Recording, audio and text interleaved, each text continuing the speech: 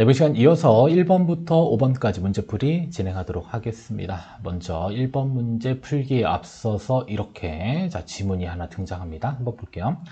부부는 보유하고 있는 임야를 매각한 이후에 근린생활 부동산에 투자하는 방안과 일환이 되겠죠. 두 번째로는 매각대금을 가지고 금융투자 상품에 투자하는 방안 중 어느 것이 유리한지 검토하고 있다. 다음 추가 자료를 참고해서 1번부터 3번의 질문에 답하시오라고 했습니다. 보시면 현재 보유하고 있는 임야의 매각 금액은 20억 원을 예상하고 있고요. 그다음에 매각 비용은 양도소득세를 포함해서 매매가액의 32%이다. 뭐 낮진 않습니다. 꽤 높습니다. 그러면 임야를 20억 원에 현재 판다라고 하면 여기다 곱하기 어떻게 하셔야 돼요? 1-0.32 했었을 때 세후 매각 금액을 계산을 할 수가 있겠습니다. 참고로 정리하시고, 그다음에 투자 대상 근린생활 부동산. 일단 매입 금액은 20억 원이고요. 5년 동안 운영하고 나서 매각할 예정이라고 합니다. 임야 매각 금액으로 근린생활 부동산 매입 자금이 부족할 경우 정기 예금을 인출하여 충당할 계획이다. 그러면 정기 예금에는 얼마가 있냐면 가보시면 5억 원 있습니다. 5억 원. 목적이 없었죠. 체크하시면 되겠고. 임대 시 예상되는 임대보증금은 7억 원이고요. 월세는 1,000만 원이다. 그럼 곱하기 12 하게 되면 연간 발생되는 임대 수입은 1억 2천만 원. 체크할 수 있겠고. 공실은 5%. 부동산 가격 및 임대료 상승률은 연 2%. 그러니까 1억 2천만 원이 매년 2%씩 늘어날 것이다. 가격도 마찬가지로 20억 원에 매입해도 매년 2%씩 늘어날 것이다. 그다음 운영 경비는 유효 총수익의 6%로 예상된다. 그러면 이러한 문제가, 이러한 지문이 등장했다라고 하는 것은 가능 총수익을 계산해야 되는구나라고 생각할 수 있겠고요. 매입 비용은 매입액의 4%. 매각 비용은 양도소득세를 포함해서 매매가액의 3%이다. 임대 보증금에 대한 이자 소득 없고요. 순영업수익의 재투자 수익률은 3%를 적용하겠다. 그리고 근린생활부동산의 투자에 대한 부부의 요구 수익률, I값은 5%이다라고 언급이 되어져 있습니다. 그리고 투자 대안에 비교시 적용하는 할인율은 연 4%를 적용하자라고 언급이 되어져 있는데, 이런 내용만 봐서는 어떻게 접근해야 되는지 전혀 감이 오지 않습니다. 이럴 때는 빨리 문제를 보는 게 좋습니다. 부부가 투자하려고 하는 근린생활 부동산에 대한 투자 가치로 적절한 것을 골라보자라고 했습니다. 이것도 해설을 통해서 어떻게 접근했는지 살펴보는 게 가장 빠릅니다. 일단은 소득수익의 형태가 있고요. 그 다음에 자본수익의 형태가 있습니다. 먼저 소득수익. 일단은 가능 총수익, 연간 임대료는 1,000만 원이 12달이니까 1억 2천만 원. 매년 2%씩 상승합니다. 그죠? 매년 2%씩 상승해서 각각의 1차년도부터 5차년도까지의 가능 총수익을 계산하면 됩니다. 시간 너무 오래 걸립니다. 사실 문제를 너무 좀 억지로 만들었어요. 그다음에 공실률 대손 만들면 5%입니다. 위에 있어요. 아시죠? 5% 공실률. 그래서 다 0.95씩 곱해주게 되면 유효 총수익 계산이 되고요. 운영 경비는 유효 총수익의 6%라고 했습니다. 그래서 모두 다 0.94%가 반영돼서 1차년도 순영업수익과 2차년도, 3차년도, 4차년도, 5차년도의 모든 순영업수익을 먼저 계산을 해야 됩니다. 그리고 나서 자본수익의 형태, 5년 보유하고 매도한다라고 했죠. 그래서 매입가 20억 원에 매년 가치는 2%씩 임대 수익과 동일하게 올라간다라고 했습니다. 그래서 1.02에 5승했더니, 매도 금액은 한 22억 원 정도. 그다음에 매도 경비는 3%를 반영한다라고 했습니다. 그리고 순매도가에 대출 잔액은 없고요. 보증금 있었죠. 타인 자본 빼줘야 되니까. 그래서 7억 원 빼줬더니 세전 현금 수익이 얼마가 되냐면 14억 4,191만 6천 원으로 계산을 했습니다. 어떻게 보면 그냥 할인 현금흐름 분석법과 동일하다라고 생각을 할 수도 있겠죠. 그래서 부동산의 가치를 한번 계산해 보면 CF0는 0을 넣으면 됩니다. 이랬을 때 자기 자본의 가치가 계산이 되고 그 다음에 타인 자본만 합산하면 돼요. 그래서 여기 보증금이 바로 타인 자본이 되니까 체크하시면 되겠고. 일단 CF0는 0, CO1은 1차년도 순영업수익, 2차년도, 3차년도, 4차년도, 5차년도까지는 동일하게 다 반영해 주시고, 그 다음에 5차년도에는 바로 요 매각가를 같이 반영을 해줄 필요가 있겠습니다. 그리고 나서 I값에는 5%, 그리고 NPV를 계산하게 되면 자기 자본의 가치는 16억 1,172만 7천 원으로 계산이 되고요. 여기에 타인 가치 보증금 7억 원을 합산하게 되면 부동산의 가치는 23억 1,172만 7천 원으로 계산이 완료가 되었습니다. 그러면 정답은 3번 체크하시면 되겠네요. 3번. 아시죠? 그래서 이러한 문제가 사실 좀 어렵죠. 그러니까 제가 만약에 이런 게 갑자기 문제에 등장했다라고 한다면 접근은 못할 것 같아요. 그래서 이렇게 복잡한 것들은요, 일단 무작정 풀려고 하지 마시고요. 스킵하셔도 됩니다. 이런 거 그냥 틀리고 다른 거 맞추는 게 훨씬 더 효율적일 수도 있어요. 아시죠? 그래서 일단은 해설을 통해서 자, 출제자가 무슨 의도로 출제했는지를 반드시 살펴보는 게 중요합니다. 됐죠? 자, 다음은 2번 문제로 넘어가도록 하겠습니다. 자, 근린생활 부동산에 대한 투자 의사결정과 관련해서 자, 수익률 측면만 고려한다고 할 때 CFP 자격 인증자가 이들 부부에게 제안하는 내용으로 가장 적절한 것을 골라보자라고 했습니다. 자, 일단은 내부 수익률을 물어봤고요. 자, 순현재 가치를 물어봤습니다. 자, 이때는 자, 1번에서 계산한 자, 부동산 투자 가치에 CF 제로값에 마이너스 자기 자본만 들어가면 돼요. 자, 그러면 이 자기 자본을 어떻게 찾아낼 것인지, 자, 이게 중요하겠습니다. 아시죠? 자, 그러면 어떻게 찾아내냐? 자, 일단은 20억 원에 매입을 한다라고 했어요, 부동산을. 자, 근데 여기에 또 뭘 반영을 해야 되냐면 매입 비용이 있었습니다. 그러니까 이런 게 좀 명확하지가 않아서. 아시죠? 명확하지가 않아서. 그래서 매입 비용은 매입액의 4%래요. 자, 그러면 일단은 총 자본에 늘어나겠죠. 그러면 1.04. 자, 빼기. 타인 자본 뭐가 있어요? 자, 임대보증금 7억 원. 자, 이렇게 뺐을 때 비로소 뭐가 계산이 되냐면 자기 자본이 계산이 됩니다. 그래서 진정한 자기 자본은 얼마가 되냐면 13억 8천만 원이 되네요. 1380050. 자, 요게 됩니다. 자, 그러면 요 값을 가지고 어디에다 대입하면 돼요? 자, 이거 계산한 거 있죠? 부동산의 가치 계산했을 때.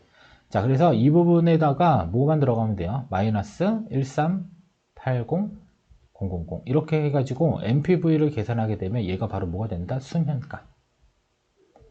자, 그 다음에 IRR을 계산하게 되면 얘가 바로 뭐가 된다? 내부 수익률.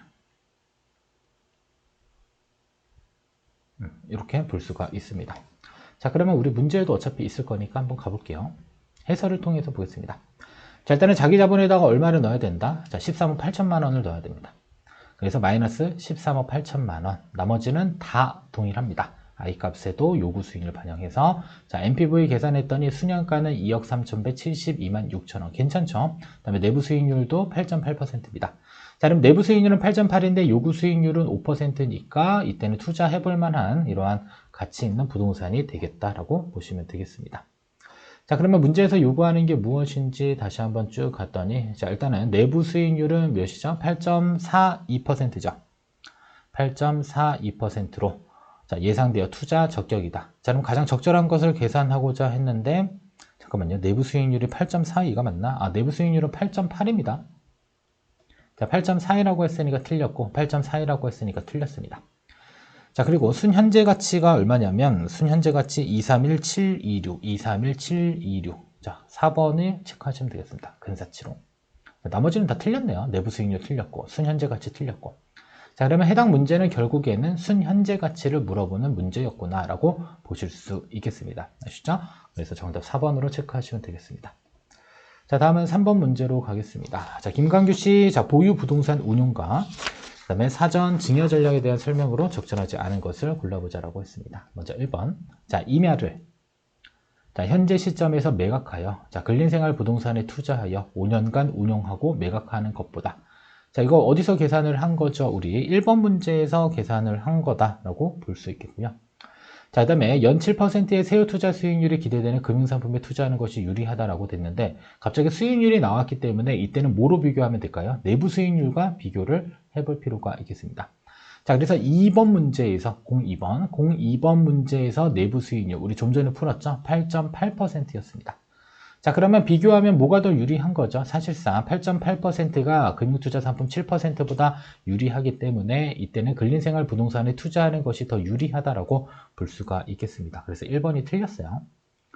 자, 2번 임야 주변 개발이 계획되어 임야 가치가 매년 7%씩 상승한다면 자, 근린생활 부동산을 매입 후 5년차 말에 매각하는 것이 임야를 5년 후 보유한 후 매각하는 것보다 유리하다. 자, 20억 원짜리 임야가 7%씩 상승해요. 그러면 5년 뒤에 파는 것과 아니면 그냥 근린생활 부동산 매입한 다음에 5년차 말에 매각하는 것과 비교하는 내용이 되겠습니다. 별로 썩 좋지 않은 내용입니다. 왜냐하면 너무 복잡합니다. 한번 볼게요. 자, 그리고 가정 자체가 너무 정확한 정보가 주지 않았어요. 그래서 이거는 비추입니다. 비추. 그냥 다른 내용도 공부하는 게 나아요. 2번 선택지 풀이하는 건 약간 조금 살짝 비춥니다. 자, 볼게요. 자, 20억 원짜리가 7%씩 5년 상승했더니 28억 원이 됩니다. 근데 여기에 매각 비용을 또 반영이 돼요. 그래서 순 매각 대금을 봤더니 1907470,000원이 계산이 됩니다. 자, 그리고 나서 얘는 미래잖아요. 미래. 자, 이것을 현재 가치로 전환을 해줍니다. 그래서 1.04에 5승해서 현재 가치로 전환 했더니 1567801,000원이 됩니다. 아무튼 이렇게 계산을 합니다. 그리고 할인율은 또 어디에 있는지도 살펴볼 필요가 있어요. 비교를 위한 할인율은 4%를 적용한다. 그러니까 이런 게 좀 어렵습니다. 아시죠? 투자에 대한 비교 시 적용하는 할인율 4%. 그러니까 정보는 여기에다 다 줘놓고 문제는 대충 만들어 놓고 알아서 찾아라, 약간 이런 친절하지 않은 그런 문제입니다. 문제가 좀 너무 친절하지 않아요? 됐죠? 우리가 지금 어디 하고 있는 건데 내부가 왜 이렇게 돼 있죠? 아무튼 이렇게 살펴보시면 되겠고, 우리 해설 보고 있었죠. 해설. 자, 그 다음에 2번 선택지로 가도록 하겠습니다. 아니, 2번 선택지가 아니라 아무튼 자, 이렇게 해서 할인율을 살펴본 거죠. 할인율. 자, 그래서 일단 첫 번째 5년 후 임야의 순매각 대금의 현재 가치는 15억 6,700만 원 정도가 됩니다. 자, 두 번째, 근린생활부동산을 5년간 보유한 후 매각 시 현재 시점의 평가액을, 자, 우리가 몇 번 문제였죠? 1번 문제에서 계산할 때 I값을 5% 요구 수익률 반영해서 계산했는데, 자, 이번에는 비교를 위한 거기 때문에 4%를 적용해서 계산을 하면 되겠습니다. 자, 이랬을 때 16억 8천만 원 정도 계산이 되고요. 자, 여기도 마찬가지로 매입 비용에 대한 부분들을 차감해서 계산을 해야 될 필요가 있습니다. 그래서 매입 부대 비용은 20억 원에 4%. 그래서 8천만 원이 이렇게 차감이 된다. 근데 이것도 좀 명확하게 언급을 좀 해줄 필요가 있습니다. 아셨죠? 매입 비용을 반영해서 계산하라. 너무 문제가 불친절해요. 아셨죠? 그래서 비춥니다. 안 했으면 좋겠다.